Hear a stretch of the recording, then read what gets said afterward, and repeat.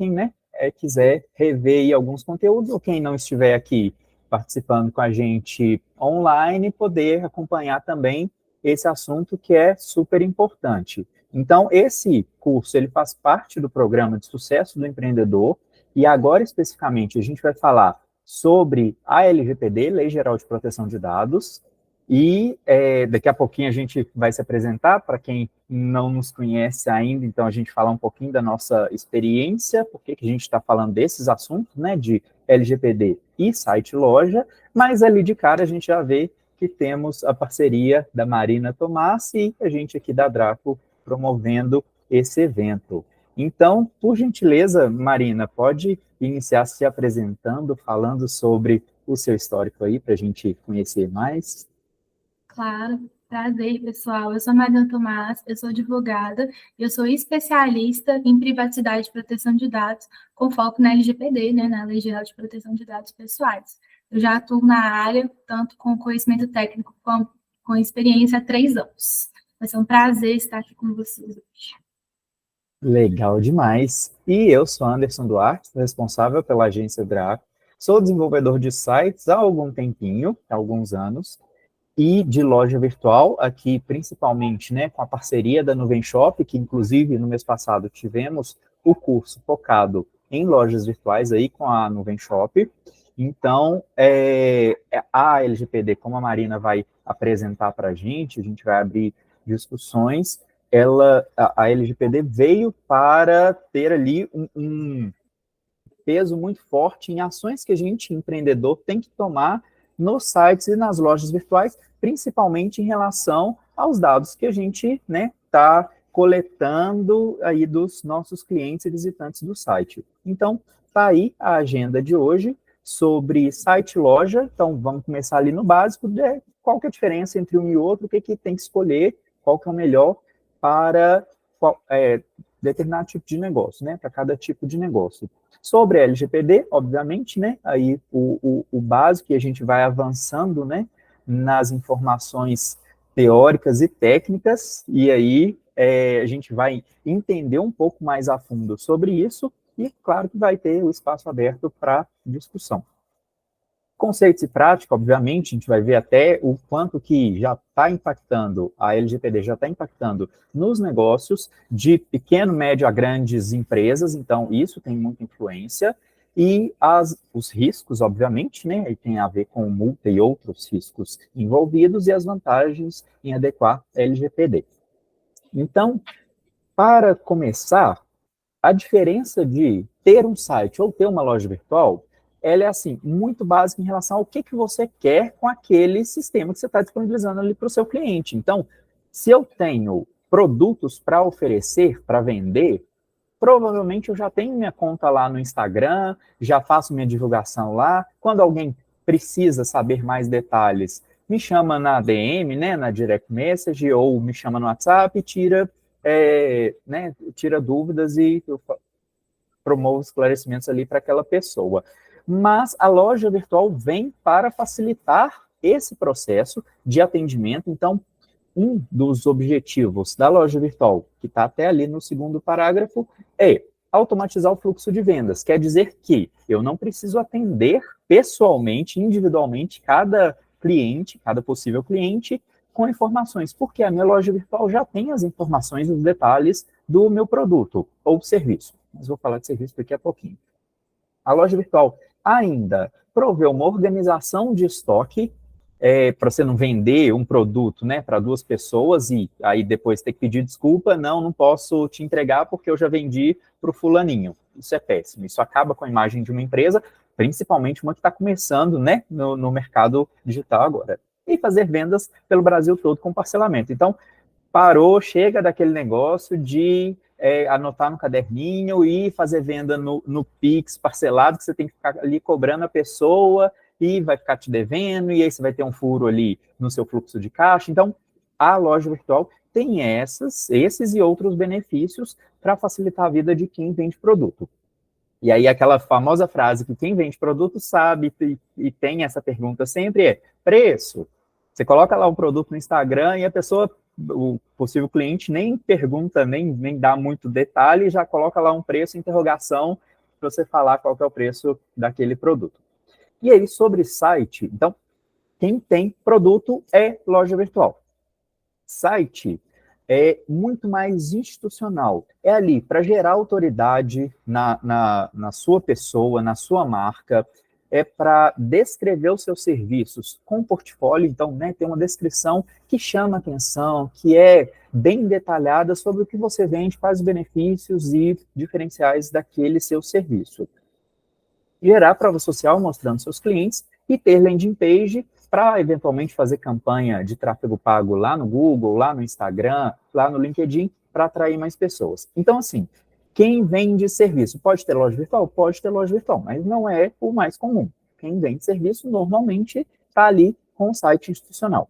E aí, as dicas para criar um site ou loja eficiente, aqui generalizando, né? Site serve para um tanto de coisa, hot site, landing page, site institucional, loja virtual e outros. Então, site aqui de forma genérica. Tem que ter um design atraente. Um site, uma loja feia, o seu cliente vai ver, vai denegrir a imagem da sua marca por causa de um design pouco atraente. Mas não só isso, não tem que ser só bonito. Tem que ser fácil de mexer. Então, uma navegação intuitiva.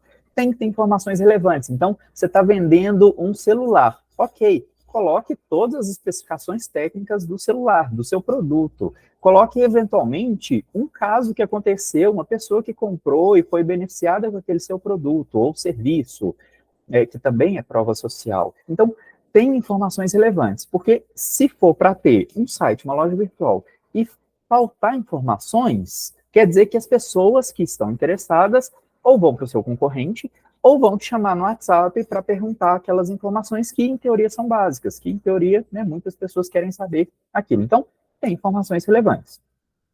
Bom desempenho em dispositivos móveis, isso é mais do que óbvio, né? A gente usa mais celular que computador. Claro que, né, a gente usa muito computador, mas, eventualmente, para comprar celular, está entre as estatísticas de maior uso. Usabilidade, da mesma forma. SEO, aqui é um outro assunto, assim, só para lembrar que existe essa sigla de SEO, Search Engine Optimization, só que é um tópico completamente à parte, então não vamos entrar muito em detalhe, não. Integração com mídias sociais e análise e acompanhamento, não adianta nada fazer e não acompanhar para melhorar ao longo do tempo. E aí, o que é a LGPD e qual que é a influência da LGPD, dessa lei, nisso que eu acabei de falar de site loja virtual? Então, por favor, Marina. Então, é muito importante, né, Anderson, tudo que você trouxe, porque hoje em dia, quem não tem um posicionamento digital, quem não tem um site, está perdendo muito mercado, né? Então, é essencial, só que existem formas disso ser feito que vai respeitar a LGPD, que vai trazer uma proteção ali para o consumidor.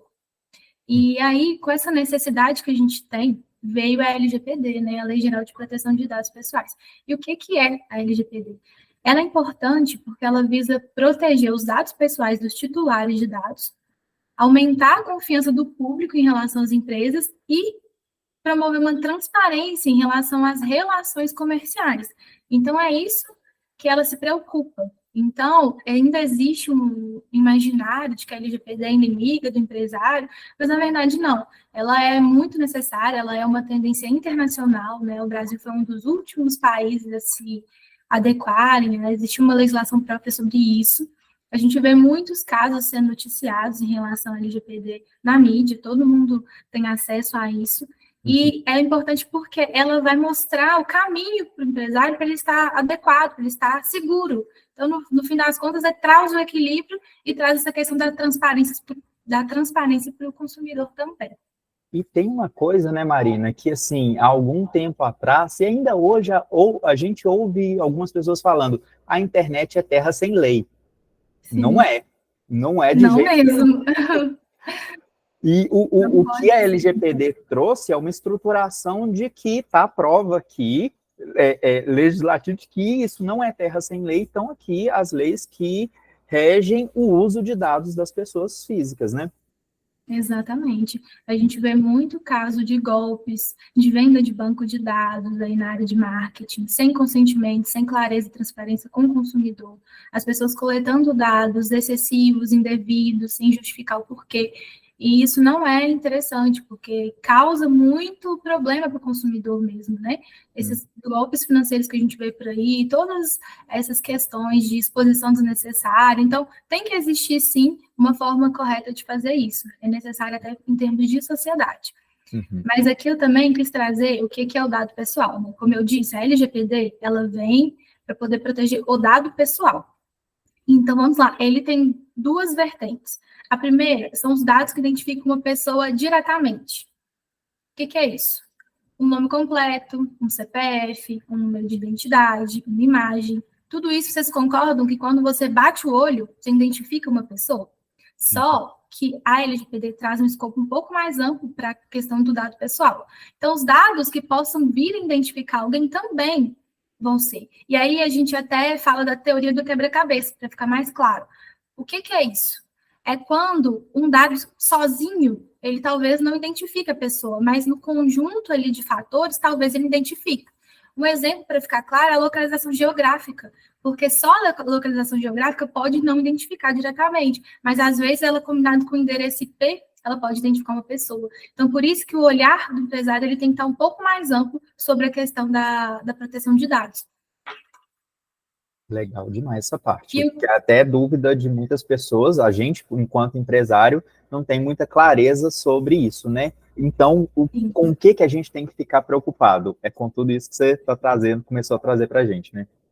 Exatamente, limitando, né, o que a LGPD regula e o que não regula. Então, pensando no que não regula, eu trouxe o que não é um dado pessoal. Quais são as exceções à LGPD? Os dados de pessoa jurídica não são regulados pela LGPD. Existem regras de sigilo, de segredo competitivo, tudo isso, né, já existe na nossa legislação, mas a LGPD em si não se preocupa com os dados da pessoa jurídica. Os dados utilizados por pessoa física sem fins econômicos.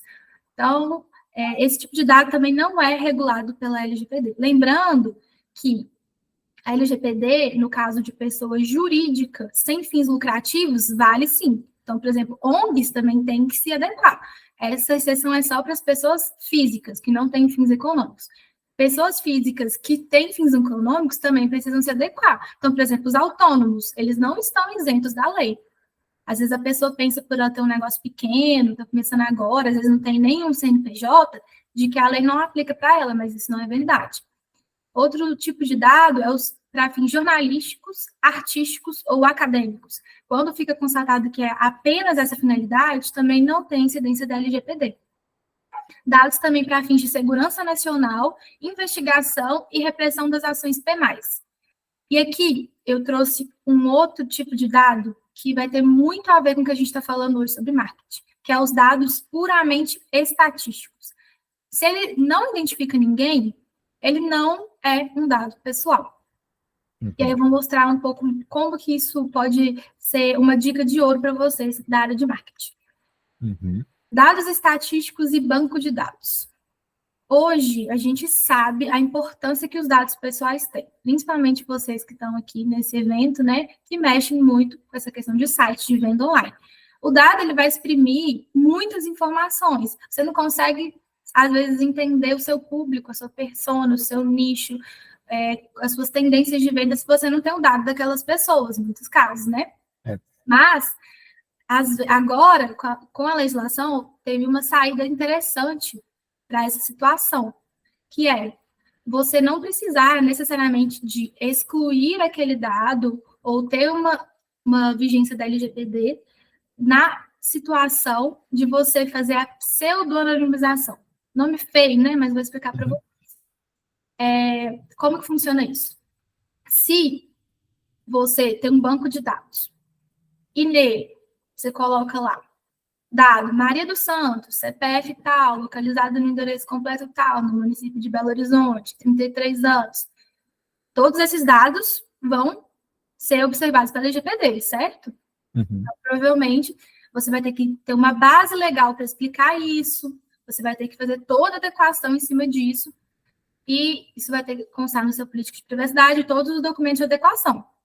Agora, se você pega a inteligência competitiva do dado e resume ele para não identificar a pessoa, você está fazendo uma pseudo-anonimização. Então, como que você mantém isso no seu banco de dados? Ao invés de você deixar na planilha todos esses dados expostos, você coloca mulher de 33 anos localizada em Belo Horizonte.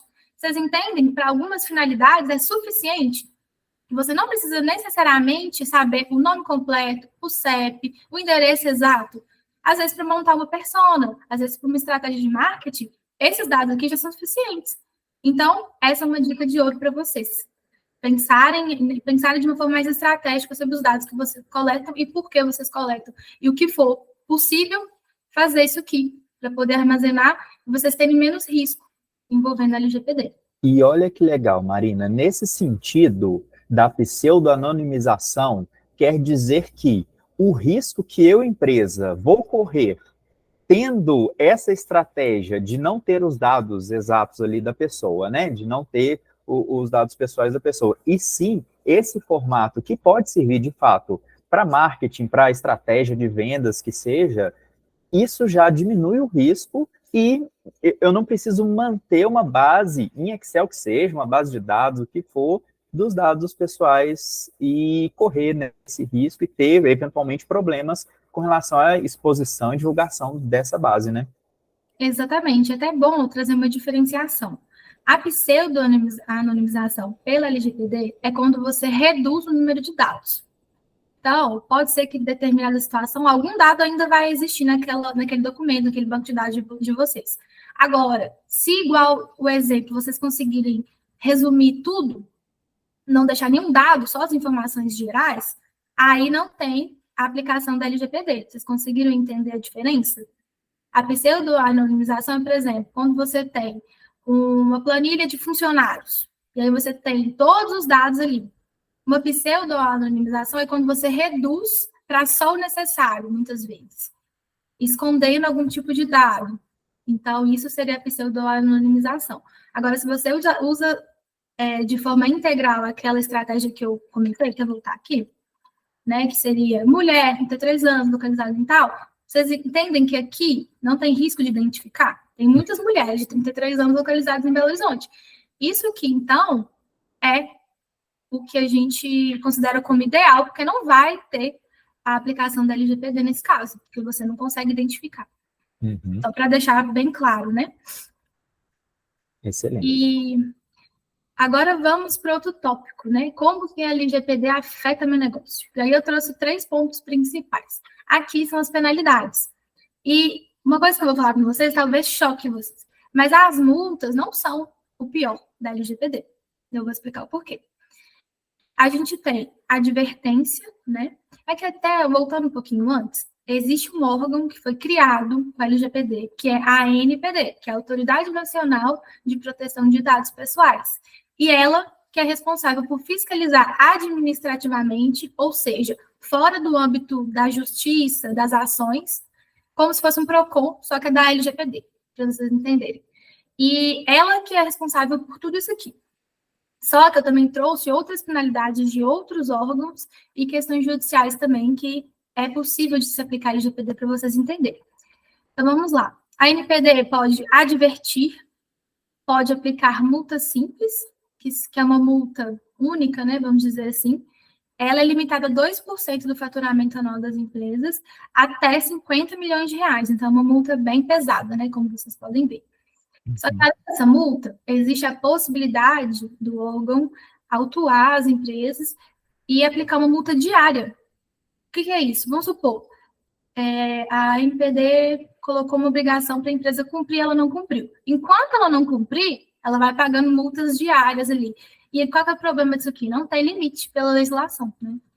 Outra questão que, para mim, principalmente no setor de marketing, é pior que a multa em muitos dos casos, é a publicização da infração. É a questão da credibilidade. Quem trabalha com marketing, quem trabalha com vendas, fica muito exposto, ainda mais na internet. Quando você tem, por exemplo, a MPD publicizando, deixando público para todo mundo ver que você sofreu uma infração, o que isso causa para a sua credibilidade, né? Muitas coisas. Então, muitas vezes, essa penalidade pode ser pior. E essas outras aqui também, que seria a suspensão de dados, bloqueio de dados, eliminação de dados, principalmente. O que isso quer dizer? Pela legislação, se acontecer um problema envolvendo dados em algum banco de dados dentro do seu negócio, por exemplo, houve um ataque hacker, né, uma invasão externa, ou interna mesmo. As pessoas acham que os incidentes de proteção de dados, eles só são externos, gente, mas não. 40% dos incidentes acontecem internamente dentro das empresas e é causado por erro de funcionários, vocês sabiam disso? Então, se acontece qualquer tipo de incidente externo ou interno, e a NPD identifica que causa um risco muito grande para os consumidores, para os titulares, ela pode suspender aquele banco de dados. Ou seja, você não pode fazer nada com aquele banco de dados. Então, o que você faz na sua empresa sem dados? Você não consegue elaborar um contrato, você não consegue muitas vezes mandar uma proposta, você não tem e-mail da pessoa, ou seja, você fica inviabilizado de trabalhar. E essa suspensão, bloqueio ou eliminação pode durar de 6 meses, no caso, né, de suspensão do bloqueio, prorrogáveis por mais 6 meses. Então, é quase um ano com você tendo essa situação, né? Então, é muito importante vocês entenderem isso também, porque às vezes as pessoas focam tanto na multa que elas não entendem qual é o impacto das outras penalidades. E aí vem as ações judiciais. Eu trouxe algumas notícias para vocês verem o quanto isso é forte agora, né? O tanto que isso cresceu. E existem muitas ações judiciais de indenização envolvendo a não adequação, a não observância da LGPD. E tem uma questão, desculpa, Marina, que não, tem pode falar, claro. É que a gente, há algum tempo atrás, a gente ouvia muitas empresas falando, ou pequenos empresários ali que estão começando negócio, falando, vou comprar uma base de dados, vou comprar ali no centro de Belo Horizonte, vou comprar um pendrive que tem 1 milhão de pessoas ali, e vou mandar e-mail marketing, e vou ligar para esse povo, e eventualmente, né, a gente recebe ligação de empresas que a gente nunca autorizou entrar em contato com a gente para falar de vendas e marketing. E isso não necessariamente ficou no passado, né? Tanto que a gente vai ver daqui a pouquinho as notícias de empresas que ainda estão em desacordo com a LGPD e estão sofrendo penalidades, e advertência, e multa, e tudo isso que prejudica, de fato, uma empresa. Imagina, né? A gente que é pequenininho, que está, né, fazendo um negócio aqui dar certo e tal, ficar 1 ano sem poder usar uma base de dados. E é exatamente isso que você falou. Eu penso na preocupação de que como que eu vou trabalhar, de fato, sem poder entrar em contato com a pessoa. Mas eu tenho um contrato com essa pessoa aqui e eu tenho o telefone dela e o e-mail dela. Tá bom, você sofreu uma advertência ali, você sofreu uma suspensão, um bloqueio, que você não pode fazer uso desse dado. Então, você para de trabalhar, você fecha as portas. É isso que funciona. É isso. Infelizmente, é assim que funciona. Mas, assim, foi necessário criar uma legislação tão pesada porque as pessoas não estavam observando e cumprindo quando as coisas estavam mais amigáveis, né? Então, foi até um posicionamento da própria ANPD, do órgão, né? O presidente da ANPD, ele se pronunciou dessa forma. E já que as empresas não estavam querendo se adequar por bem, elas iam se adequar por mal. Então, só que isso não é no Brasil só, tá? Uma tendência. A nossa legislação, ela vem muito da questão da legislação europeia, que é a GDPR. E lá, por exemplo, a gente já tem multas bilionárias. É muito mais pesada que a nossa. Então, se a gente for olhar um cenário internacional, até que a nossa legislação é amiga. Mas, além das ações judiciais, né, tem outros órgãos que podem multar sobre a LGPD. Muita gente não sabe sobre isso. Todo mundo aí conhece o PROCON, né? O PROCON é extremamente atuante. E ele pode, sim, multar, autuar, fiscalizar empresas sobre o tema da LGPD, principalmente quando envolve consumidores, que é o que a gente está falando aqui. Nós estamos falando no final de e-commerce, de sites, de lojas online, né? E não precisa ser empresa grande para ser fiscalizada, né? Basta uma pessoinha qualquer, teve um contato com aquela empresa, ou eventualmente comprou, contratou algum serviço, é cliente de fato, ou teve um contato via marketing, recebeu um e-mail indevido, recebeu alguma, né, comunicação ali que não solicitou, ela pode entrar em contato com a NPD e pronto, aquilo já é um trauma para aquela empresa, porque vai ser fiscalizada e vai ter que responder e apresentar todas as provas de que ela trata a LGPD e que tem, né, os recursos que a gente vai falar daqui a pouquinho, direito, né? Então, a adequação, ela vai ter que provar que ela está adequada, está aderente à LGPD, né? E isso provavelmente vai ser Exatamente. uma dor de cabeça imensa, fora a questão de, né, poder ser exposta ali a ponto de manchar a marca dela, né? Sim, é até bom você ter tocado nesse ponto, porque eu queria até esclarecer como que funciona, né? A questão da fiscalização da NPD. Primeiro, pela NPD, você deve notificar a empresa que você acredita que tenha não observado a LGPD, né? Causado algum dano a você ou usado o seu dado indevidamente. E depois, se a empresa não tomar as medidas necessárias, aí sim você tem direito de entrar como denúncia anônima na NPD. Só que não é assim, a pessoa foi, fez uma denúncia anônima e pronto, já fiscalizou, já multou. Abre-se um processo administrativo, isso vai ser avaliado. Assim como no judiciário, né, existe a ampla defesa e o contraditório. Então, não quero fazer terror aqui também, porque tudo isso passa por um bom senso. Por quê? Quando a gente fala de denúncia anônima, a gente toca num ponto sensível, que às vezes uma empresa ali do coleguinha pode ir lá, né, fazer uma denúncia querendo prejudicar. Aconteceu isso, inclusive, quando iniciou o processo da LGPD. Então, é muito importante deixar isso claro, tá? Não é porque uma pessoa denunciou você que necessariamente você vai ser responsabilizado. E essa questão também dos dados. Existe um mito sobre a LGPD que tudo pela LGPD precisa de consentimento. E não é isso, gente. Não, essa é uma mentira. Não é tudo na LGPD que precisa de consentimento, não. Existem mais de 11 bases legais, se não me engano, que são as justificativas para você utilizar um dado. Então, por exemplo, Anderson, você citou a questão do cumprimento de contrato, né? Uhum. Que seriam os dados do contrato. Esse é um tipo de base legal, não é consentimento. Ou seja, quando você celebra um contrato com a pessoa, você tem direito de coletar os dados, todos os dados necessários para você ter o valor jurídico do contrato. Então, precisa do nome completo, do endereço, do CPF, isso não é infringir a LGPD. E você não precisa de assinar, por exemplo, solicitar que seu cliente assine um termo de consentimento nesse caso, porque já está usando essa base legal do cumprimento de contrato. Tem várias outras que a gente poderia conversar aqui.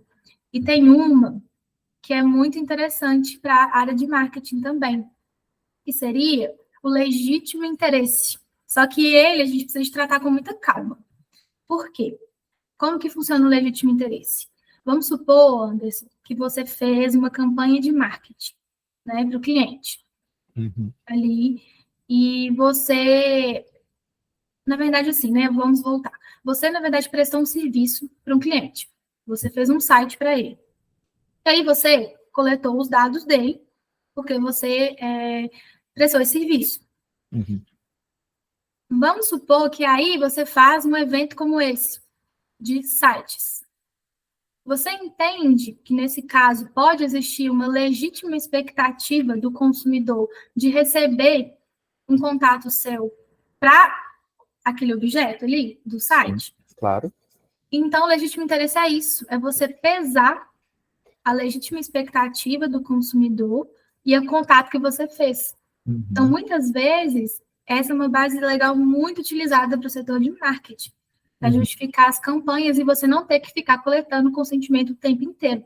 Só que para isso ser feito, existe uma documentação específica, um documento que a gente chama de LIA, que é você comprovar que existe uma legítima expectativa, um legítimo interesse nesse caso.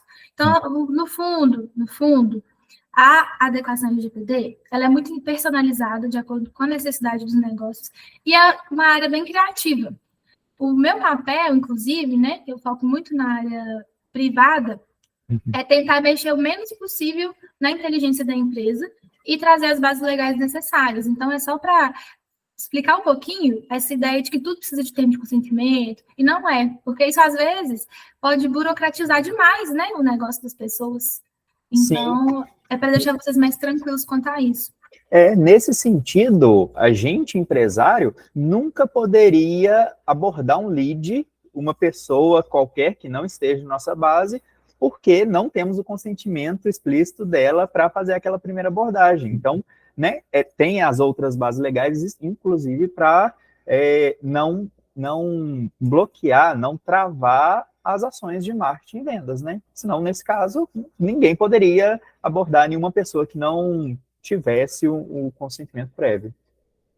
A gente tem que olhar com cuidado para isso, porque às Sim, claro. vezes, em termos do primeiro contato, aí já é um pouco mais complicado, sabe? Uhum. Talvez aí, se não for um cumprimento de contrato, que pode ser muitas vezes, né? Você está entrando em contato com a pessoa porque ela manifestou interesse no seu serviço, né? Então, em tese, aqueles dados ali é para você conseguir concluir o contrato, concluir o seu serviço. Então, até aí é tranquilo. Mas se não ficar muito bem entendido que pode ser um cumprimento de contrato, não tiver os requisitos, aí talvez a gente tenha que pensar assim nesse primeiro, né? Por exemplo, prospecção ativa, talvez sim no consentimento, nesse caso. Mas aí que tá. O legítimo interesse ele vem muito num momento posterior, sabe? Que é isso, você coletou o dado, você prestou o serviço e você tem um outro serviço ali que é muito parecido, que é muito de interesse do consumidor, e aí você quer ofertá-lo, sem precisar de coletar consentimento, entende? Uhum. Então, o legítimo interesse, ele vem mais como um segundo plano, sabe? Mas ele é muito interessante para a área de marketing. Legal. Daqui a pouquinho eu vou contar uma experiência da gente, da nossa agência, com a parceria da Nuvem Shop, para a gente ver na prática isso e depois abrir para a discussão, para a gente ver dos outros empresários aqui presentes, como que eles veem tudo isso que a gente está comentando aqui. Vamos seguir. Ótimo.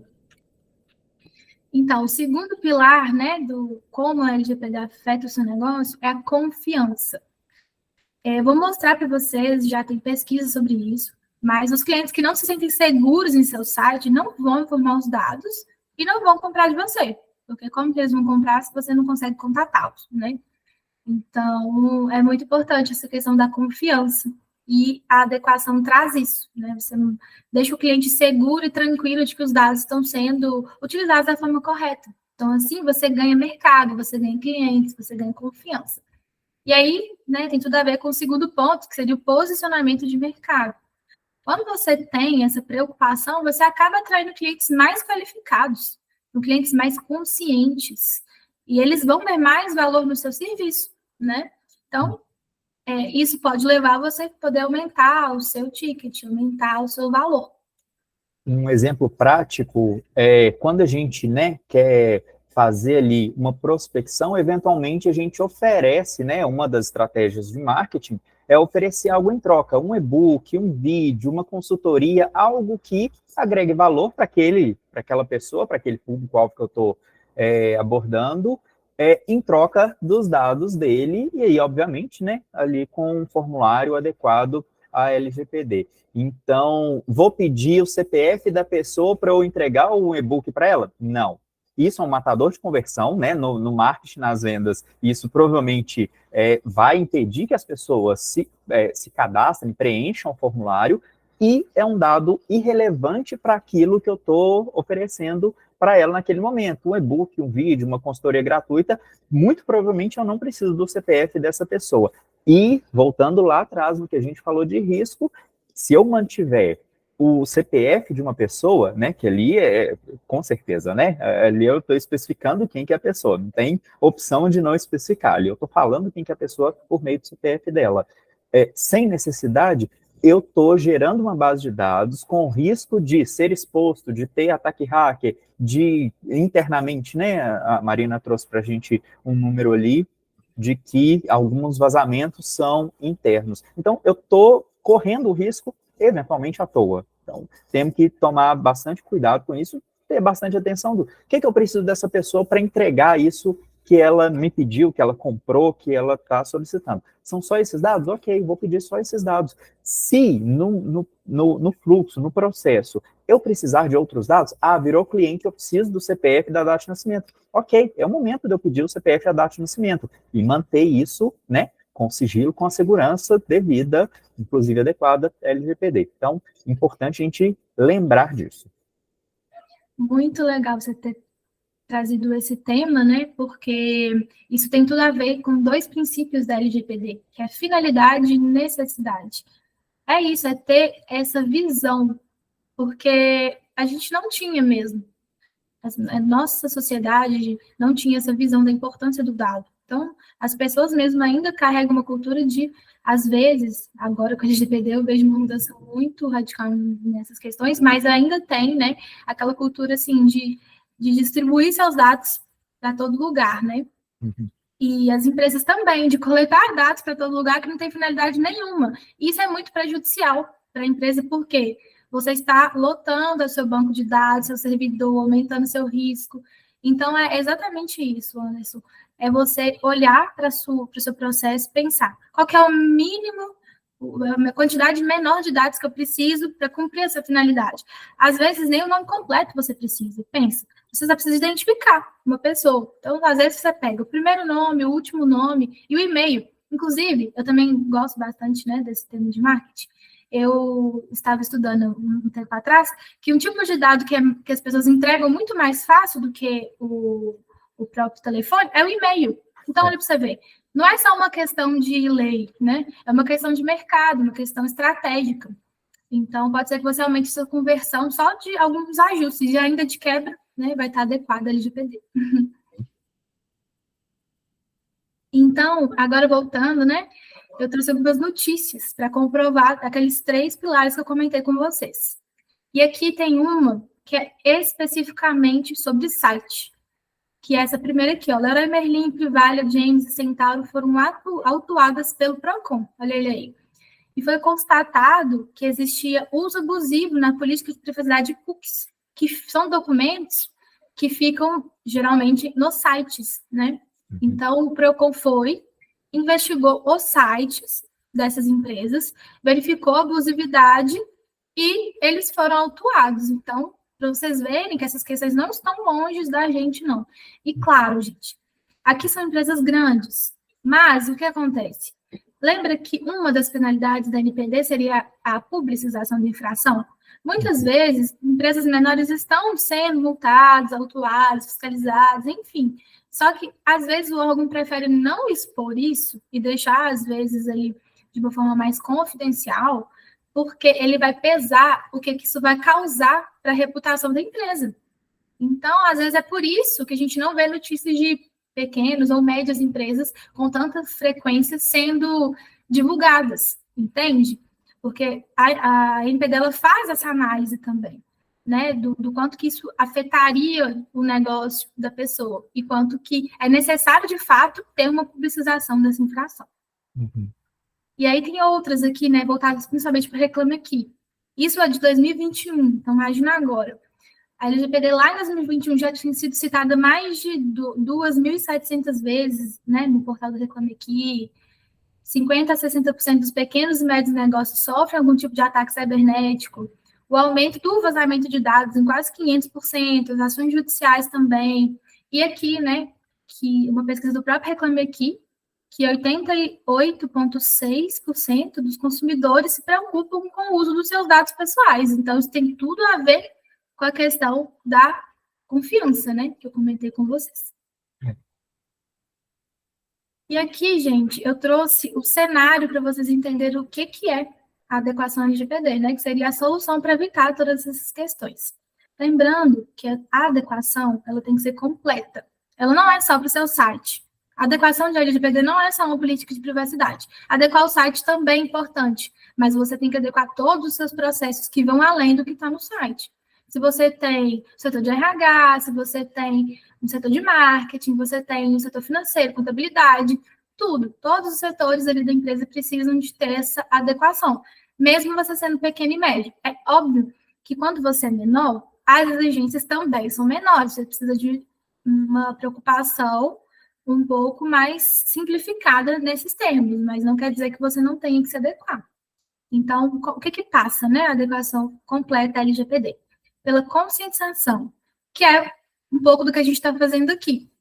É você trazer essa cultura da proteção de dados, né, mostrando como que se aplica na prática nos negócios, treinando seu time, ou você mesmo, fazendo esses treinamentos para você entender a prática do dia a dia, como você vai adequar seu negócio à LGPD. E aqui, a conscientização é muito importante, né, quando você fizer isso dentro do seu negócio, é você sempre fazer um certificado, uma lista assinada para comprovar. Porque, para vocês entenderem, a soma disso aqui é que é a documentação para você apresentar, né, em caso de fiscalização ou de acontecer qualquer problema. Isso aqui, o conjunto, né, da documentação que é gerada com essas fases, é o seu selo de adequação LGPD. Eu brinquei com a questão do selo, porque não existe, tá? Existem algumas empresas que vendem isso, mas não existe isso, não. E aí o segundo ponto é o mapeamento. É você investigar a empresa, todos os setores, entrevistar todo mundo, olhar onde o dado entra, por onde ele sai, se ele é retido, né, ou não, criar tudo isso envolvendo esse mapeamento. Com base no mapeamento, identificando a realidade da empresa, a gente consegue levantar riscos e soluções. A gente monta o Gap Analysis, né, que é o documento de riscos, e monta o plano de ação para agir em cima do negócio. E aí vem para a parte de implementação. Vem os documentos, as políticas, os processos. E o quinto, né, que é você monitorar tudo isso que foi feito para não deixar essa cultura da privacidade, proteção de dados, acabar dentro do seu negócio. Uhum. E agora, você vai falar, Anderson? Tem um ponto importante nessa questão até do risco, o mapeamento para a gente entender tudo que a gente tem ligação ali, uma comunicação com o cliente, o fornecedor, o colaborador, né, todos esses dados, né, a gente tratando de dados pessoais, tudo isso é extremamente relevante. E um ponto que às vezes também a gente não para prestar atenção, eu faço contato com meu cliente pelo WhatsApp. Ok, né? Todo mundo aqui faz contato pelo WhatsApp, todo mundo usa o WhatsApp. Beleza. Eu peço o nome completo, CPF, data de nascimento dele pelo WhatsApp. Tá, ok. Então, você tem um risco ali e a gente eventualmente conhece uma outra pessoa que já teve o WhatsApp hackeado, né? Ou aqui ninguém nunca ouviu falar de ninguém que teve o WhatsApp hackeado.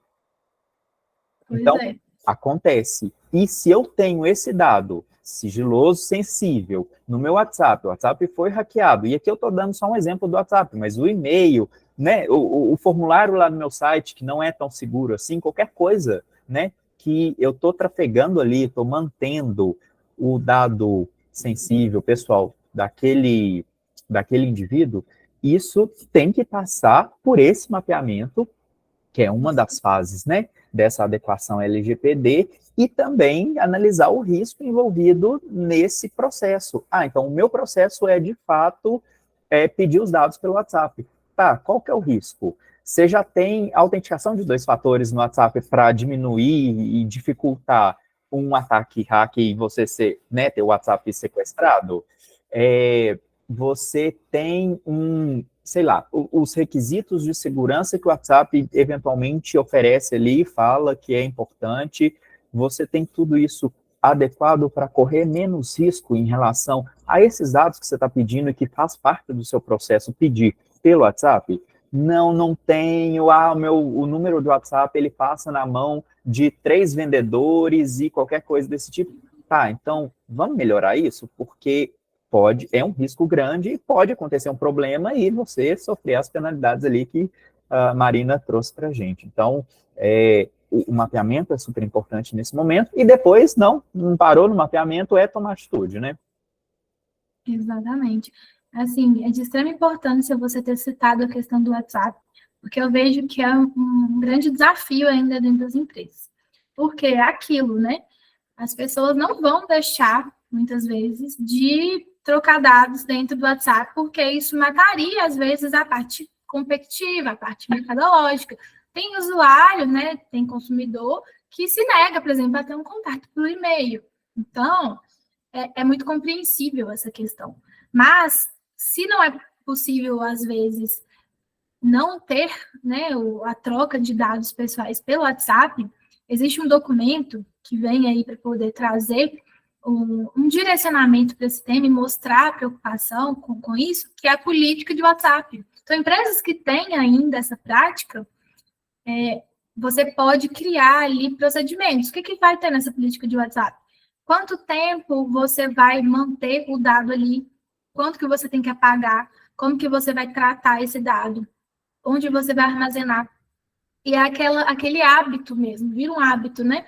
De sempre que você utilizar o dado que está ali no WhatsApp, você apagar e deixar ele no local destinado, seja numa proposta, seja no contrato, né? Então, essas pequenas mudanças do dia a dia vão trazendo mais proteção. Principalmente, né, se os funcionários, às vezes, né, ou você mesmo, que é eu presa, assim como eu, você troca muito essas mensagens por WhatsApp e não tem, às vezes, um WhatsApp corporativo, né?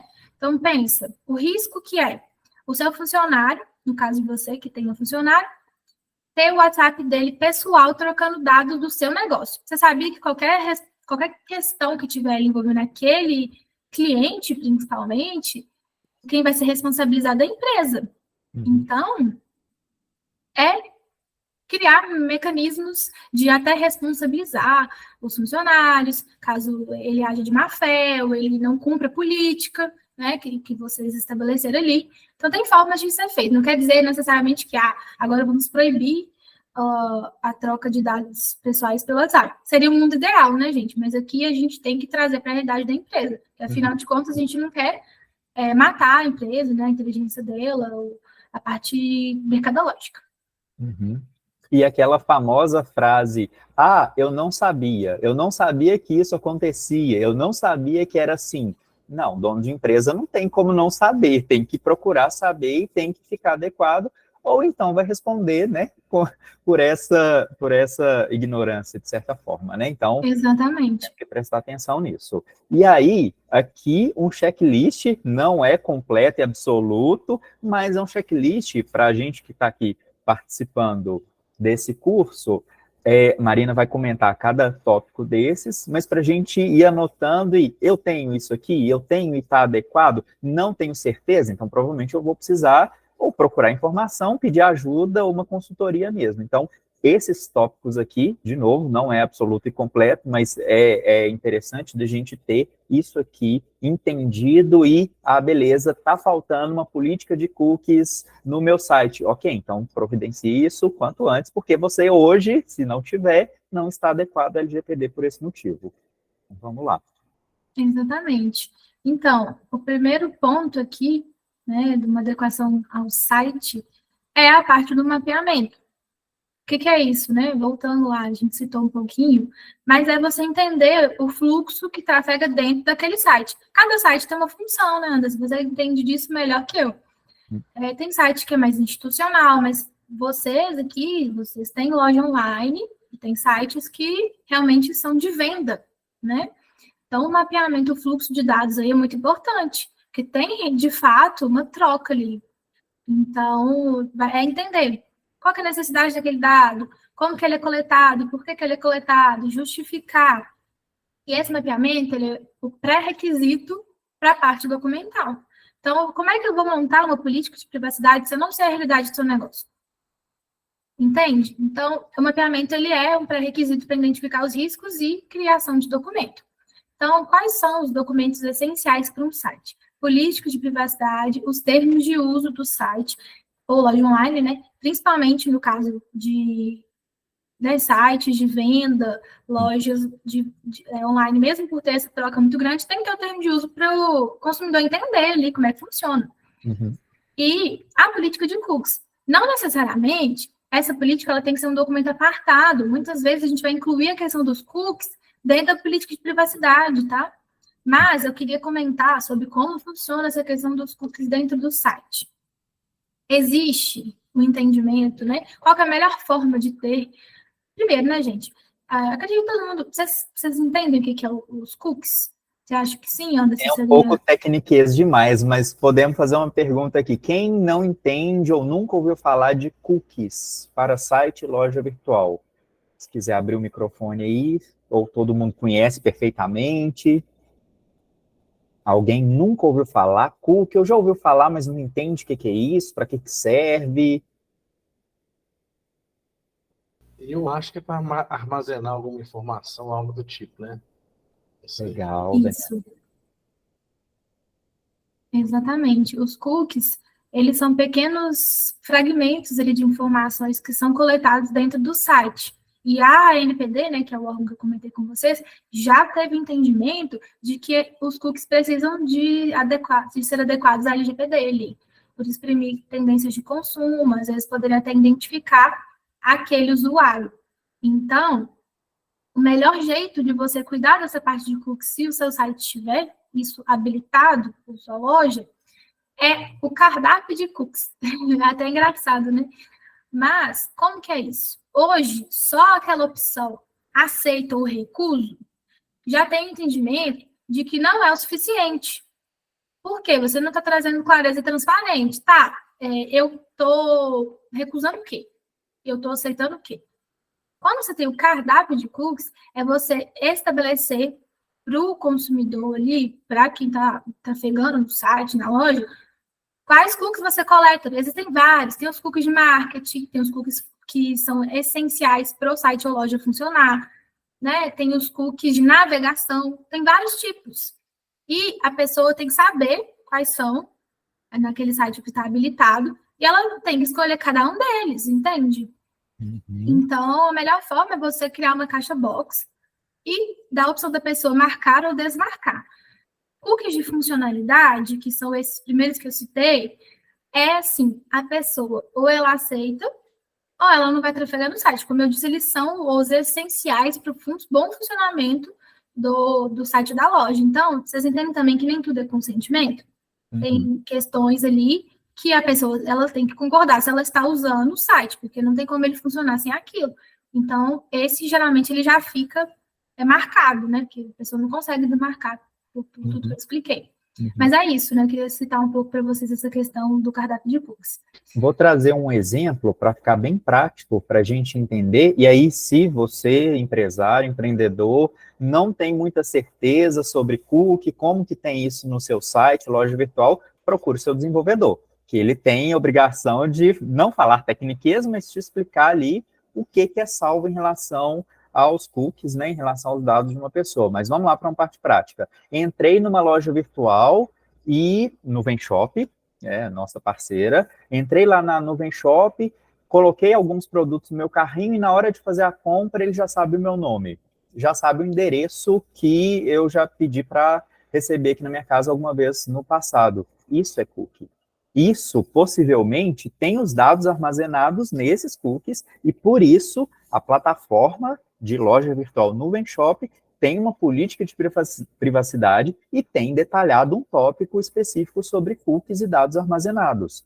Então, se no seu site, na sua loja virtual, de alguma forma, você coleta, por exemplo, vocês todos que se inscreveram, preencheram lá os dados, alguns de vocês, por já terem acessado o site da Draco, já tinham o nomezinho aparecendo, o e-mail aparecendo. Isso é parte do que está armazenado nos cookies. Então, a importância de detalhar quais dados vão ser armazenados nos cookies, se eu quero que sejam armazenados ou não, né? Isso tem que estar claro e transparente lá na minha política de privacidade ou nessa política de cookies apartada. Exatamente. Muito obrigada pela contribuição, Anderson. E esse quarto ponto ele é essencial também, que é a alteração, às vezes, no texto do site para trazer clareza e transparência. Aqui eu quero falar de algo importante, que é aquelas opções de caixa box de consentimento. Né? É muito comum em sites. O usuário consente pelo tratamento, o uso dos dados e tal. Só que aí, vocês têm que lembrar o conceito do que é consentimento. Por isso que essa base legal, ela não deve ser a primeira a ser utilizada, por essas questões específicas, né? Às vezes é bom ter essa análise de um consultor, uma pessoa da área, para auxiliar vocês e ter uma base legal que justifique de uma forma mais fácil. Porque o consentimento, ele pressupõe literalmente que a pessoa está consentindo livremente e ela pode revogar o consentimento a qualquer momento. Então, se você coloca uma caixa box no seu site falando de consentimento, só que a pessoa não consegue seguir com qualquer questão no site sem ela clicar na caixa box, isso não é consentimento, gente, vocês entendem? Ela não está tendo escolha. Para ela utilizar aquele serviço, ela necessariamente tem que apertar o botão de consentimento. Então, isso é uma infração à LGPD. Essas questões específicas têm que ser analisadas. Se você fala de consentimento, você tem que dar a opção da pessoa. concordo e não concordo. Claro, às vezes, a pessoa que não concorda, ela não vai ter a mesma experiência dentro do site, né? Porque você não vai ter coletado um tanto de coisa ali. Mas ela vai ter, às vezes, acesso a uma versão ali onde não tem essas informações dela salva. Mas, se você trata com sentimento, essa caixa box aí, obrigando a pessoa a clicar e seguir, está em desacordo com a LGPD. E outro ponto, né, que é o último, é o monitoramento da coleta e armazenamento dos dados obtidos pelo site. Depois que saiu do site, como é que está o seu banco de dados? Como é que você armazena? Tem os requisitos de segurança de informação necessários? Por quanto tempo você armazena? Qual que é a justificativa daquele prazo que você estabeleceu? Qual que são as bases legais? Tudo isso tem que estar fechadinho e alinhado. Então, eu quis trazer um panorama geral, né? Espero que tenha ficado claro. Uhum. No final, a gente vai abrir para dúvidas também, se vocês ainda tiverem.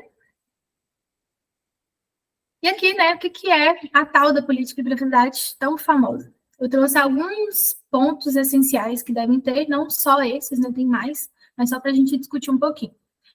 Ele é um documento, assim, primeiro, né, a política de privacidade geralmente tem dois tipos. Tem a política interna, que é mais para os funcionários, né, para uma questão de definição da proteção de dados interna. E a externa, que geralmente é a que fica no site, para o consumidor final, né, para o seu cliente. Porque às vezes tem boas diferenças, né, do dado que é tratado para fins de funcionários, né, RH, enfim, de um dado que é do seu cliente. Então, às vezes é importante no seu negócio ter esses dois documentos. Mas aqui a gente está falando da política de privacidade externa, que é a que fica geralmente armazenada dentro do site. O que ela precisa de ter? Ela precisa de explicar sobre a questão do armazenamento do dado, né? Quem armazena? É você que armazena? Você compartilha isso com alguma empresa? É importante te colocar. Nem todo mundo detalha tanto, né? Mas tem empresas, por exemplo, que falam até para quais empresas se compartilham. Isso traz mais transparência e clareza, né? E justificar o porquê. E também a questão de informação para quem você vai entrar em contato. Isso que nós vamos explicar melhor depois. Daqui um pouquinho, faz um slide, eu acho. E as bases legais, as justificativas para o uso de cada dado, que algumas eu citei aqui, né? Legítimo interesse, consentimento, cumprimento de contrato, obrigação legal. Aí a gente... Não dá para eu entrar tanto nisso, né? Porque senão fica muito longo isso aqui, mas se precisando, estamos à disposição. E aqui eu trouxe um ponto também importante. Com a LGPD, criou-se os direitos dos titulares. E o que quer dizer isso, né? Você tem algumas obrigações agora, alguns deveres com os titulares de dados. Quem são os titulares de dados? Todo mundo a qual você trata o dado, você armazena, coleta, enfim. Então, isso aqui é aplicado para o funcionário, é aplicado para o cliente, né? Para todo mundo. Responder solicitações confirmando existência ou não de dado daquela pessoa no seu banco de dados. Então, você tem esse direito até como consumidor também, e você tem esse dever como empresa. Garantir o acesso da pessoa aos seus dados. Na verdade, aqui, né, seria você mostrar para a pessoa quais dados dela que você tem ali dentro do banco de dados e o porquê você tem. Garantir a correção de dados. Às vezes o dado está desatualizado, tudo. Você tem que ter uma forma célere, rápida, de garantir isso para o seu cliente, enfim, né, titular de dados. E também existe uma outra solicitação que essa pessoa pode fazer para você, que é a anonimização, bloqueio ou eliminação dos dados. Mas isso aqui não é sempre, tá? Não é assim, o cliente entrou em contato comigo e pediu para excluir o dado dele aqui do banco de dados. Eu tenho que excluir? Não, né, gente? Calma, tem que analisar. Geralmente, você tem que cumprir isso quando fica comprovado que o tratamento está em desacordo com a LGPD. Por exemplo, o Anderson citou né? Seria você chegar e não ter informado, o consumidor não ter te passado aquele dado, por exemplo. E aí você foi e entrou em contato com esse cliente. Você comprou um banco de dados. Isso é um desacordo com a LGPD. Ou você pegou um dado da pessoa para uma finalidade e usou para outra, que é legítimo interesse não se aplica, né? Tudo isso é desacordo com a LGPD. E um caso que, assim, provavelmente a gente nunca vai passar por isso, tomara que não, mas possível comprei um serviço, contratei um serviço da Marina, não paguei, e aí ela entra em contato comigo para me cobrar, eu falo, não pode excluir meus dados, você não pode mais entrar em contato comigo nunca mais, porque eu quero que você não use meus dados. Pode isso, Marina? Não pode. Existe uma exceção aos dados pessoais que é voltada para essa questão de cumprimento mesmo, né, de ações judiciais e tudo. Então, em tese, não faz sentido. Pensa, a pessoa está inadimplente, né, está te devendo. Aí ela vai ter que dar o consentimento para você usar o dado. Gente, não faz nem sentido, não tem lógica um negócio desse. Então, não. Nesse caso, você tem o direito de cobrar a pessoa, né? Uhum. No caso, assim, se for devido. No caso, eu posso não fazer comunicação de marketing, tentar vender nada mais por ela, se ela pediu para não receber comunicações de marketing, porque aí tem uma diferença também, né? Eu não preciso, eu posso solicitar que você não entre em contato mais comigo, mas para o cumprimento de contrato, tem todo o direito de fazer aqueles contatos ali devidos. Muito bom, Anderson, é isso mesmo. E vamos lá, né? Agora, alguns pontos importantes sobre essa garantia dos direitos titulares. Você deve informar em um lugar claro e acessível, como, por exemplo, no site, né? Um meio de contato para solicitações. O que eu recomendo? Você criar um e-mail específico para tratar isso. Vocês vão entender o porquê embaixo. Mas aí tem que ter o contato da pessoa responsável, né? Geralmente um e-mail e tudo. Para pequenas empresas, isso aqui funciona muito bem. Vocês vão receber geralmente poucas solicitações. Depende, né? Do tipo de negócio. Mas é bom você separar isso em um lugar específico, sabe? E aí ter mesmo isso bem claro na política de privacidade. Ó. Quando você tiver qualquer problema envolvendo dados, você vai entrar nesse contato aqui. Por quê? O prazo de resposta tem que ser em até 24 horas. Então, é um prazo bem curtinho aí, né, para você garantir esse direito. Só que é assim, você tem que dar uma resposta para o titular, né, quase que imediatamente. Não quer dizer que você não possa, por exemplo, ter um prazo maior para buscar uma resposta mais completa, dependendo da solicitação. Por exemplo, se o titular entra em contato com você pedindo para ele excluir, né, para você excluir os dados dele do banco de dados, você vai ter que analisar quais dados são, se você tem ali um embasamento suficiente para mostrar para o cliente que você está usando o dado em conformidade com a LGPD. Isso pode demorar um prazo, né? Uhum. Então, você responde para o cliente falando assim, ó, querido cliente, vou te responder de acordo com a LGPD em um prazo de 15 dias para uma resposta completa. Mas você entende que você deu uma resposta, uma satisfação para esse cliente? Perfeito. Então, é isso que o prazo de 24 horas tem que ser observado. E aqui eu citei, né, nesse último direito, anonimização. Eu já falei da pseudo-anonimização. O que é a anonimização? É quando você usa um meio técnico para que um dado perca sua característica de dado pessoal. É até polêmico, né? Essa questão, porque muita gente acredita que uma das técnicas de anonimização seria a criptografia. Só que a lei cita, né? Na verdade, o entendimento da lei é de que tem que ser irreversível, né? O meio que você usou para perder a característica do dado pessoal. Só que, na maioria dos casos de criptografia, você consegue reverter. Então, tem essa discussão, mas tem essa, a mais conhecida, né, que o pessoal ainda considera como anonimização, seria a criptografia. Uhum. E aí, né, encerrando, tendo em vista a parceria da Nuvem Shop com o Anderson, vou deixar ele explicar. Vou trazer aqui. A Nuvem Shop, então, é uma plataforma, ela é da América Latina, Latinoamérica, e é uma plataforma gigante. Ontem eu estava até numa reunião com eles para parceiros, agências parceiras, e eles falaram que eles já têm mais de 110 mil lojas ativas, então eles são grandinhos, e obviamente o time jurídico deles é grande o suficiente para eles estarem adequados à LGPD, e mais do que isso, mais do que, né, ter uma loja na Nuvem Shop, estar adequada a LGPD, é a Nuvem Shop em si ensinar, sugerir formas de as pessoas tratarem ou os contatos que os clientes dos lojistas fazem, né, com os próprios lojistas, em relação a pedir anonimização ou pedir a exclusão dos dados dessa pessoa. Então, aqui, 2 exemplos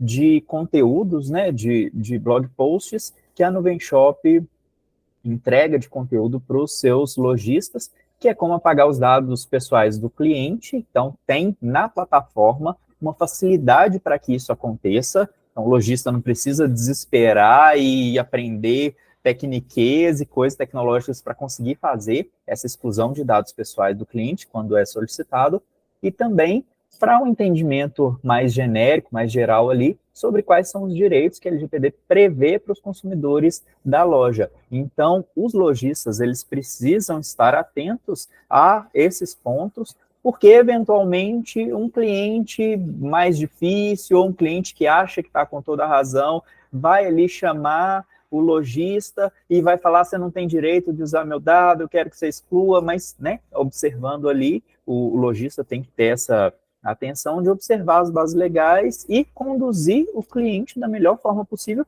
inclusive para ele não colocar lá no Reclame Aqui, indevidamente, né, uma reclamação contra aquele lojista, porque, né, de tudo que a gente falou, óbvio que tem a penalidade ali de multa, diária e até não sei quantos milhões, é dinheiro pra caramba que a gente nem sabe o que é isso direito, mas pode chegar a isso. Mas tem a questão que a gente, que está crescendo, que é pequenininho ainda, tem muito em mente, que é a marca, a nossa notoriedade em relação ao ambiente online. Então, ter o nomezinho lá no Reclame Aqui, normalmente é muita dor de cabeça e a gente prefere evitar isso. Mas, né, a forma de evitar esse contato difícil ali com o cliente é estar ciente de quais são os seus direitos enquanto empresário, empreendedor, lojista, para conseguir lidar muito bem com o seu cliente ali e evitar maiores problemas. Então, 2 tópicos aí, 2 conteúdos que são interessantes e, obviamente, tem muito mais aí, só chamar a gente para tirar dúvidas. Podemos seguir. E aí... Nossos contatos, pode falar. Não, desculpa, era basicamente isso, que, assim, obviamente, tem muito conteúdo aqui que a gente passou para vocês que estão presentes na reunião, que a gente vai abrir para discussão agora, e para quem vai nos assistir depois. Então, quem já quiser, pode apontar a câmera aí para os nossos WhatsApps, para chamar a gente para conversar. Hoje não, né, gente, porque já são 9 horas da noite, mas você pode chamar que amanhã a gente, em horário comercial, atende. E agora a gente vai abrir para uma conversa, para discussão e para tirar dúvidas que eventualmente ficaram aí. Se quiserem abrir o microfone, conversar com a gente.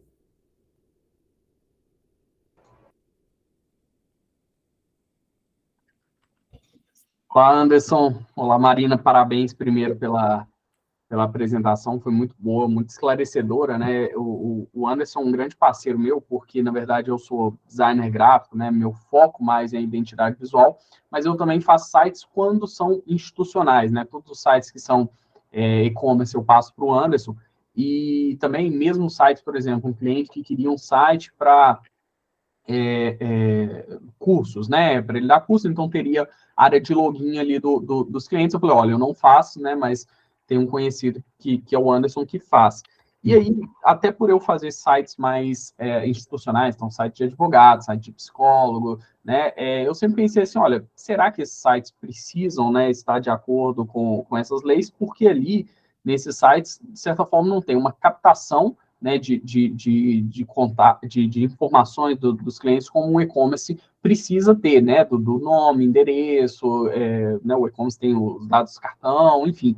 E aí eu sempre fiquei pensando sobre isso, e quando eu estava assistindo a palestra, eu entendi que não, né, não teria necessidade, porque basicamente, né, o que estaria captando ali nesses tipos de sites que eu faço é basicamente o IP, né, e a localização da pessoa. Então não teria necessidade de ter, né, aquele aviso de cookies ou uma página ali de política de privacidade, porque, na verdade, não estaria sendo muito usado. Só que aí tem duas situações que eu já fiquei pensando.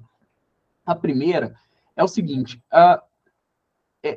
segmentos mais sensíveis. Então, por exemplo, por exemplo, se for o site de uma sexóloga, por exemplo, é um site que eu faria, que não teria um site institucional, mas que, porventura, a pessoa acessou aquele site e aí começa a ficar aparecendo ali um retargeting para ela, né, daquele site, e ela fala, opa, eu não quero que quem acessa esse computador comigo, ou celular, receba esse anúncio, não vai perceber que eu entrei. Então, essa pessoa poderia entrar em contato ali, ver a política de privacidade, entrar em contato, né, para falar, olha, exclua os meus dados.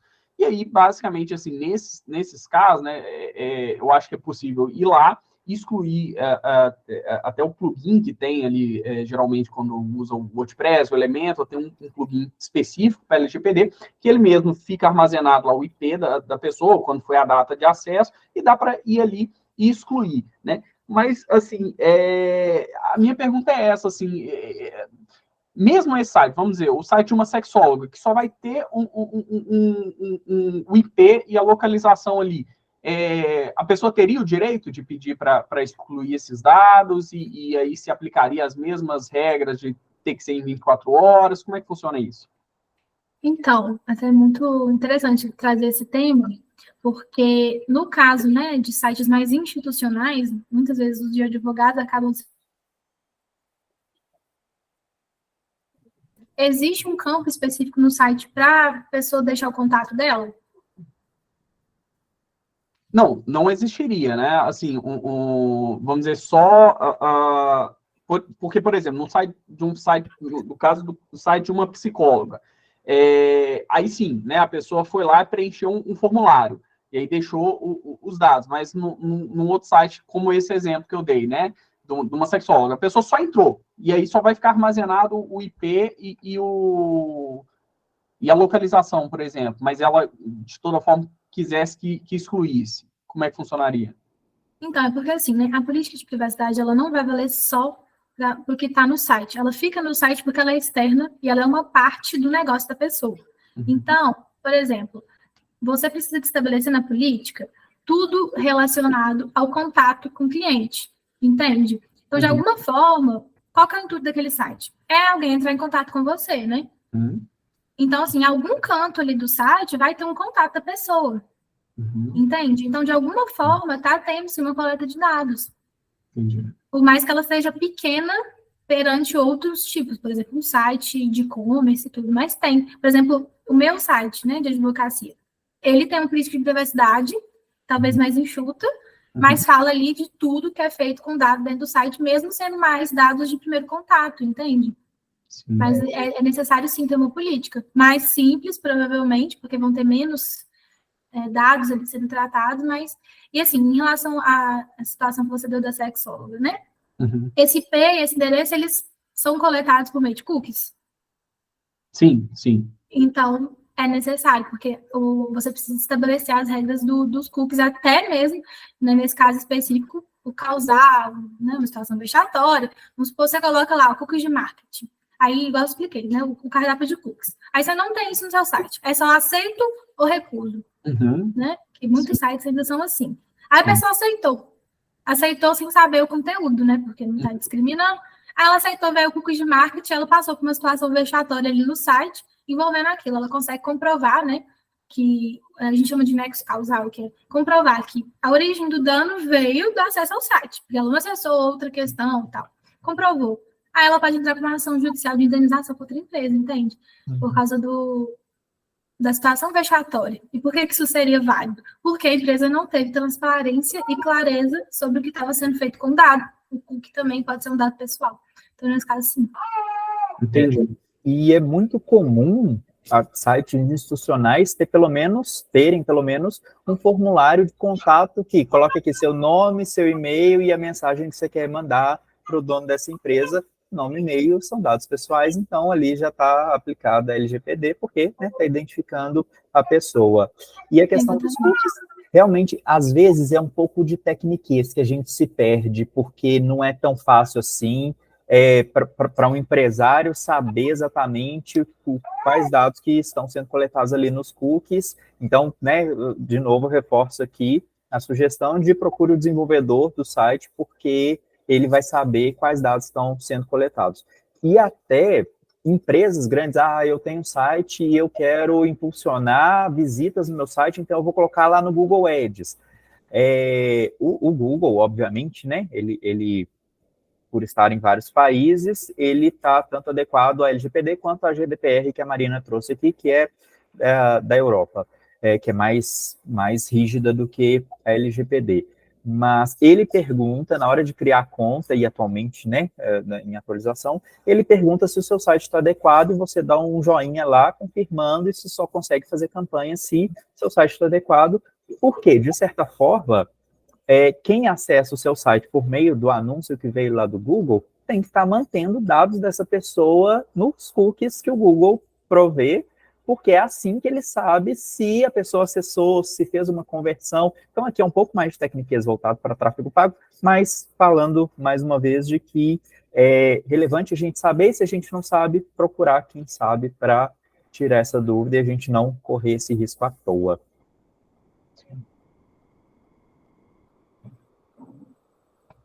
Não tem mais alguma dúvida? Conheço se tem estatística de quantos sites no mundo ainda não estão, no Brasil ainda não estão adequados ao LGPD, mas provavelmente a gente vai ficar triste com os números, né, Marina? Bastante, né? O site, por exemplo, que a gente cria aqui no Brasil, né, e vamos pegar o site de uma psicóloga e a gente anuncia, impulsione esse site em Portugal, por exemplo, né, ele vai estar sujeito às leis da Europa, mas basicamente quais seria o tipo de sanção que a gente sofreria não estando, né, sobre a legislação da Europa, né, o site é .com.br, né, mas quais são os tipos de sanções? O site sairia do ar lá ou teria alguma sanção de multa? Você fala se houver o descumprimento de um site que está em tese na Europa? Que está no Brasil, né? Mas coleta dados de lá, entendi. Mas coleta dados lá. Isso a gente chama de transferência internacional de dados. Como que funciona isso? Em regra, né, vai valer as duas legislações. Sim. Vai valer tanto a GDPR quanto a LGPD. Como ela disse, elas são parecidas, né, elas têm algumas distinções, inclusive, né, as multas são mais pesadas. Então, em tese, se elas têm essa conexão, é uma transferência internacional de dados, é como se tivesse sendo coletados dados dos dois países, né, em tudo. E aí, uma exceção a isso é se houver algum acordo entre os países, aí nesse acordo, nessa convenção, vai estabelecer as regras para que seja uma só e não as duas, entende? Aí a gente tem que analisar caso a caso, porque vai depender da região, né? Tem alguns acordos mais locais, aí é uma análise mais individualizada para a gente saber exatamente o que está sendo entendido, né, sobre o tema. Entendi. Legal. Mas é assim que funciona. E olha como que a coisa pode piorar. Eu tenho um negócio que é estritamente local, meu site é .com.br, eu vendo só para Brasil, e o servidor que está hospedado no meu site é nos Estados Unidos. Olha que coisa. Então, eu tenho que me adequar, inclusive, por causa dos dados que estão armazenados, né? E quando a gente fala de servidor, é armazenamento, os dados estão armazenados em outro lugar que não está ali ligado com a LGPD, né? Então, está ligado com a outra lei, que é dos Estados Unidos, então a gente também tem que ter essa preocupação. Eu, empresário, tenho que ter essa preocupação? Tenho. Se eu não souber, perguntei para o desenvolvedor, ele responde, ele tem que procurar saber essa informação. É um risco que eu estou correndo. Mas, de novo, eu não sabia. Não, isso não vale mais. Isso não funciona. A lei tem que ser aplicada, independente de você falar que não sabia ou que sabia e deixou passar. Então, temos que ficar preocupado, sim. E essa questão dos Estados Unidos, a nuvem, né, é muito comum, principalmente em empresas de segurança da informação, porque é muito mais barato, às vezes, você hospedar. E eu já tive uma solicitação, uma consultoria, né, no meu escritório disso. Uma empresa exatamente de segurança da informação, que tem nuvem hospedada nos Estados Unidos, queria saber como é que fica a legislação. No caso dos Estados Unidos em específico, não tem ainda uma convenção Então, vale a legislação brasileira e a norte-americana. E lá, né, por ter uma forma legislativa diferente da nossa, tem muitas legislações locais. Então, tem algumas que podem ser aplicadas no direito do consumidor, aí vai depender do estado, né, onde está hospedado, sem saber a localização exata, para ver se, assim, se você adequar só a LGPD já está englobando tudo daquela legislação, ou se vai ter alguma outra questão específica que tem que ser observada. Uhum. Mas, em tese, né, a empresa que hospeda, geralmente é uma empresa terceira. Às vezes, até a Microsoft é muito utilizada para esse tipo de armazenamento, né? Uma das mais famosas aí. Às vezes, ela já tem uma política e uma preocupação maior. Então, assim, a pessoa fica um pouco mais confortável, porque aí vai ter uma corresponsabilidade, muitas vezes, né? Desses dados, mas aí a empresa que está armazenando ali, hospedando, a terceira, ela também tem responsabilidade. E aí, se a gente entrar no âmbito de corresponsabilidade, a gente vai ter muito mais conteúdo muita coisa, para falar com vocês. Inclusive, né, a Marina já trouxe ali um pouquinho do colaborador, também é corresponsável, você, empresa, é corresponsável com o que o seu colaborador está fazendo. Então, né, temos que ter muita atenção aí a muita coisa. Temos mais alguma questãozinha para a gente discutir? Algum ponto, alguma dúvida? Alguém quer levantar aí para a gente já esclarecer? Depois, enquanto alguém quiser abrir o microfone, depois essa apresentação, esse vídeo, esse curso vai estar disponível no YouTube e a gente eventualmente vai divulgar nas nossas redes sociais. Eu vou enviar um formulário de feedback, né, perguntando como é que vocês acham que foi o curso, se tem algum ponto para melhorar, vou encaminhar no e-mail de cada um depois, e inclusive sugestão de próximos temas, próximos tópicos para a gente tratar aqui e a gente conversar. Mais alguma questãozinha? Senão a gente vai fechando por aqui. Eu vou agradecer mais uma vez, Marina, muito obrigado pela participação, esclarecimento e essa aula que você nos deu aí foi de extrema importância e tomara que a gente tenha entendido, todos nós tenhamos entendido, e o que não está adequado, que a gente colocou ali no checklist como precisamos olhar, que a gente faça isso mesmo, passe o olho e faça acontecer, porque né, de certa forma, preocupante. Então, muito obrigado. Eu que agradeço, Anderson, o convite. Eu gosto muito de falar sobre isso, eu gosto muito, né, dessa questão online, digital. E é isso. Eu também tenho meu Instagram, que eu produzo conteúdo, então se vocês quiserem me acompanhar, é Marina Tomás S. Meu Tomás é Thomaz. Vocês podem mandar lá também no direct, se for melhor do que o WhatsApp. O WhatsApp a gente já deixou o QR Code aí. Eu estou à disposição. Muito obrigada pelo convite. Muito obrigada pela presença de todo mundo. Espero que tenha ficado claro. Como eu disse, se tiver alguma dúvida, pode mandar lá que eu respondo todo mundo. Tá bom? A todos que participaram, muito obrigado. Nesse e-mail eu vou compartilhar os nossos contatos e, precisando, vocês nos chamem aí para a gente abrir um outro fórum e a gente discutir aí algum tema específico. Então, agradeço a todos e que tenhamos uma boa noite. Boa noite, pessoal. Boa noite, boa noite. Bom dia.